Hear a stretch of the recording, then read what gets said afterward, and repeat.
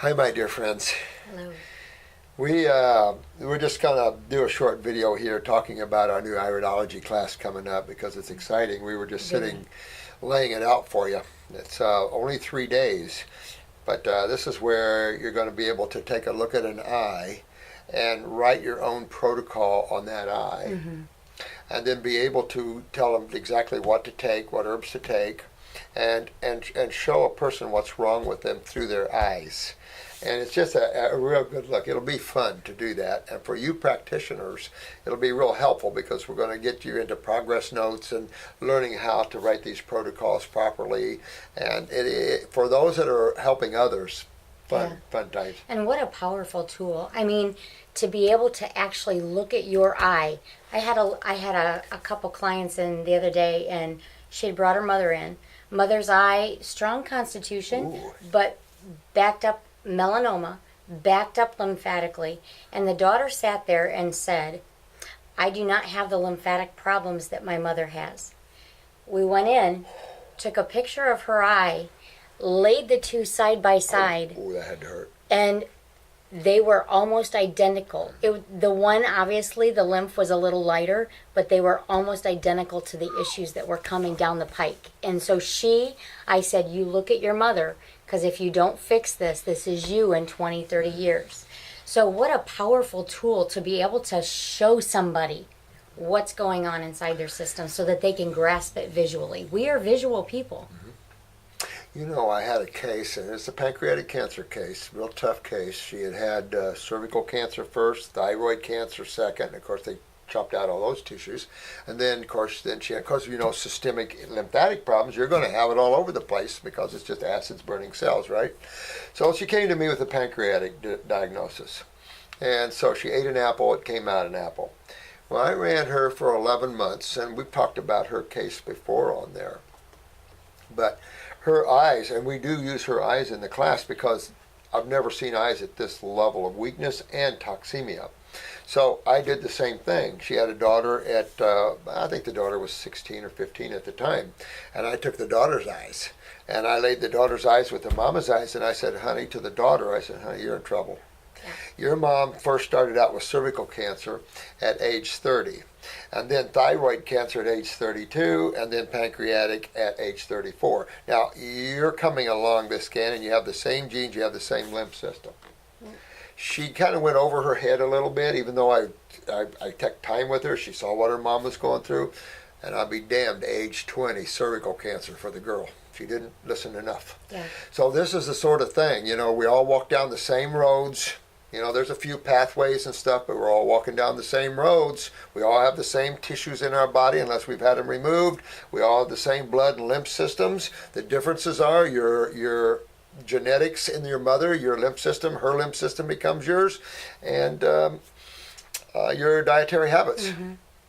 Jensen said in his book that there are over 28,000 nerve endings that flow through the optical eye or the optical nerve into the iris that is medically unexplainable by doctors. Why? It's funny, when you get up into the higher levels of ophthalmology and stuff, their definition of those fibers it's almost laughable. Dr. Jensen's is so much more understandable for the lay person. A medical doctor still, one theory is that they're just fibers, like starch fibers or lipid fibers with minimal blood flow in them and stuff like that. We know it's blood, nerve, and lymph. Each fiber is blood, nerve, and lymph. Those are the three main energy flows of the body, and each fiber is full of blood, nerve, and lymph. And why would I need a nerve ending in my iris that tells and is hooked to my liver? Well, it would be, because you don't see out your nerve endings. Why would you? Why would you have them there? The beauty of all of that. I mean, we're just scratching what God did. I can just see it going, oh, let's see if they get this one. I don't know. It's just hide and go seek. Absolutely. Yeah, it is. But the awareness that when you have a physician that discovered this eye, this was by a surgeon discovered this eye, whether you believe the initial way he discovered this or not, he still did discover it and wrote the first chart. And those are the people I love, because those are the people that were here to bring this out. And it just took that 1 second of recognition of a spot in an eye to turn on a possibility in that Yes. surgeon's mind, which was already set there by God, because it's all in the universal mind, of course, and then that just started progressing. Sometimes things progress and then go backwards, and that's what's happening a little bit in iridology, of course. Ellen, that took over Jensen's place, is hell-bent, it looks like, on discarding him and his stuff and discrediting him and going to the German way. The sad thing about that is that the German iridology is the inferior iridology. Mm-hmm. It doesn't understand iris changes. It feels that you're born with fixed eyes, however they are, and nothing is fixed in creation. So there's a lot of differences that are not acceptable by most of us iridologists around the world. I had somebody ask me the other day, they've known me for a long time, and they were like, do you have eye contacts in? I was like, no. Well, your eyes are green. And I said, yeah. Your eyes have never been green. And I said, I hadn't seen them for a while. I was like, yeah, but it opened up a great conversation. It did. A great conversation. Yeah. You know, that's the thing. When you can have brown eyes one day and then several months later turn blue, pretty freaky for some, but it's the beauty of things we don't know, and you all have to be open to things that are possible in worlds like this, in creation, because you know God, just looking around, you can see it likes to play. Mm-hmm. So, I mean, we have every level is crammed, every frequency, every level is crammed with life of some sort. Yeah. Frequencies we couldn't even see or hear, obviously, crammed full of life. Yeah. And you just, you know, the fun of it is now getting out of that mind writing and starting to become more aware of all these little things you weren't aware of before. Mm-hmm. And when you can look at an eye and you can say, okay, there's a dark spot right there, right over my leg. I wonder what that is. I don't have any leg issues. But what's coming down the pipe? Exactly. I had a guy come in the other week. He was like, I came to see you several months ago. I've been going hard on your stuff, but you told me I had some problems in my back.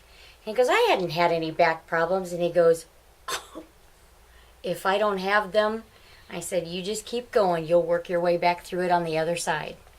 Well, you know, a lot of these questions that they're writing in and asking me, I always say, pull a picture of your eyes, because I don't know the extent of that, but your pictures are just, I tell you, it's a science that is blessings, blessings, blessings, because you can just see everything right there. You don't need a CAT scan. You can see right there. Now, there's some things that iridology is limited. Mm-hmm. The limitation in blood flow. You generally just see when you're getting occluded or you're starting to get poor blood flow.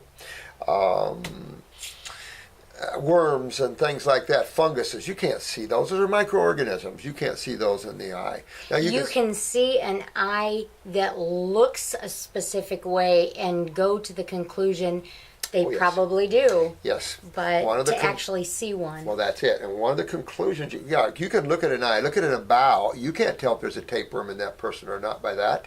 And you can't tell whether that person was on a 2-week vacation by looking at their eyes. German iridologist thought he could. You know, these are sort of the things that you get into when you get some of these people out there that start wahooing things, and then they take it out of the realm of professionalism and start adding wacky stuff to things.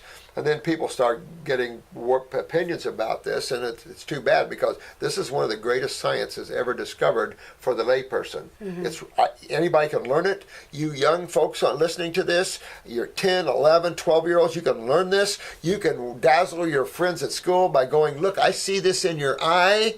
Learning how to read your eyes, guys, is fun, and very few know it, so you'll be one of the few people around that know how to do it. So I had my first iris analysis when I was like 10, 11, 12, somewhere around in there, and I knew from that day forward that at some point I would know how to do that. Oh, wow, that was pretty good. That's good intuitiveness right there. That was the Amish guy, Wiki, Solomon Wiki. Oh, I know Solomon Wiki. Yep. Yeah, I know him. Yes. He's still alive? No. I didn't think so. Oh, wow. Well, it's always a pleasure to come talk with you guys. And we want to excite you about coming to our class. We're going to have workshops and roundtables and have a lot of fun teaching you how to look at an eye and totally write what's going on with them and how you fix that. Yeah. And that's important for you guys that are working with others, learning just the protocols and how to work them through these. We'll get into some of these advanced healing crises like I one that showed you yesterday on a video. You see how bad that is? That's simply a healing crisis. The next thing, that'll close Scary right one, up. but Scary ones. but a There are healing scary crisis. healing crises out there. We had a young lady, it's extreme pain in her hip. She didn't know what was going on. She went to the ER, and I said, "You didn't find anything, did they?" And she said, "No." I said, "Because they never do." That was a strong healing crisis. And so if we can educate you on that, we'll save you a lot of despair about things like that and worry when you go through them. Because if you have some real advanced chronic or degenerative weaknesses and you start detoxifying, they're going to come up and let you know them. And it's just the body fixing it. Yeah. And it's just going to, you're going to have a lot of, so much pain you just want to sit down. Nothing wrong.